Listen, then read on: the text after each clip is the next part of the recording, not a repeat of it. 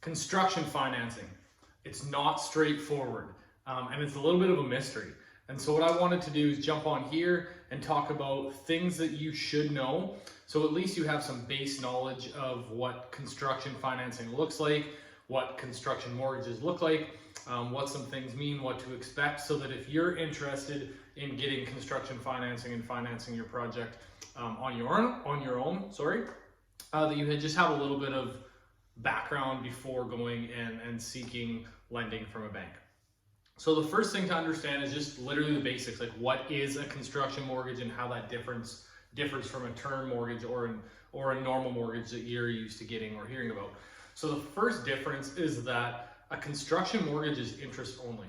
So if you go and buy a home with a normal term mortgage, every payment you're going to be paying interest and principal. So that principal is going to be being reduced every single payment you make.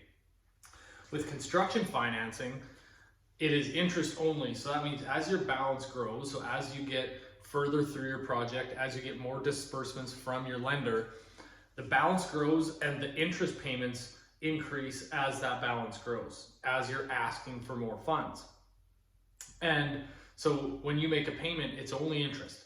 Your balance is not going down at all. But remember, this is a short-term loan. It's only for 6, 7, 8, 10 months. It's not for an extended period of time. So that's the first thing to understand, is really how it differs from a typical mortgage.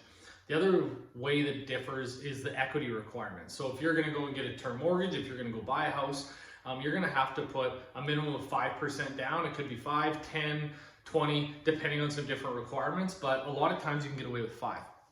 On a construction mortgage, however, it's a lot higher. You can find some banks that will lend on construction mortgages with that small of a down payment, but it's not very common. I would expect more in that 20% range.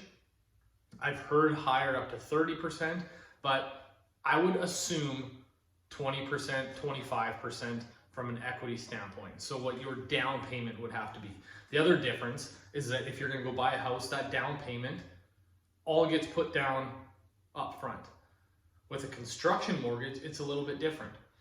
As construction progresses, you will be invoiced from the builder, and then you will go to your lender and ask for progress disbursements.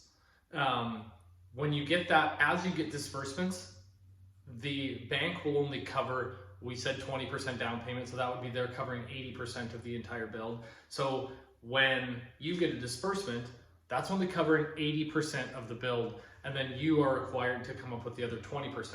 And then as that goes, it's 80-20, 80-20, 80-20, all the way through the construction process right to the end. So that's how the equity portion works with a construction mortgage versus a term mortgage. Construction mortgage is throughout the build.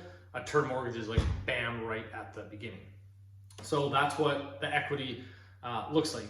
The next is, I've talked about progress disbursements. What the heck are these progress disbursements? So like I said, as construction goes along, you'll be invoiced from your builder, and then you will get an appraisal based on how much of the house is already built. So let's just say, for example, that the appraiser comes and they deem that 27% of construction is completed.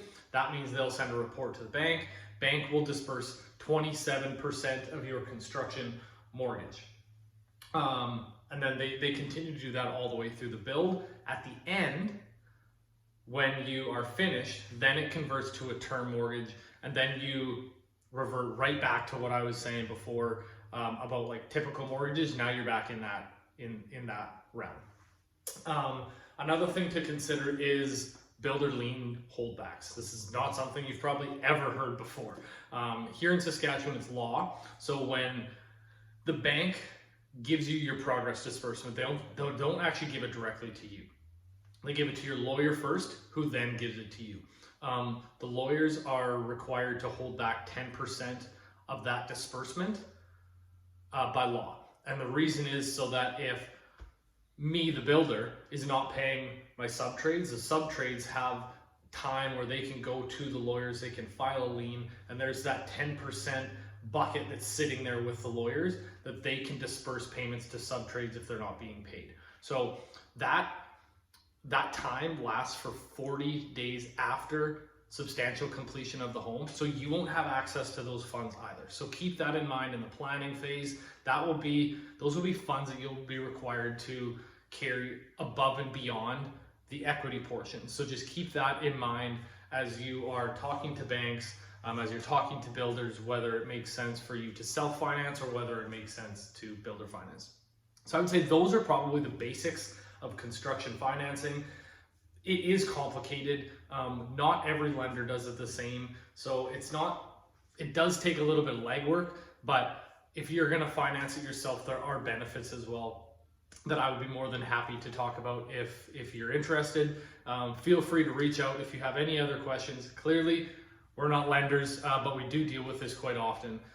So on every project, whether we're getting the financing or whether our clients are getting it, we are in that world. So we know more than most, and we can certainly point you in the right direction. So I'd love to chat about your custom home project and whether it makes sense for you to do the financing for us.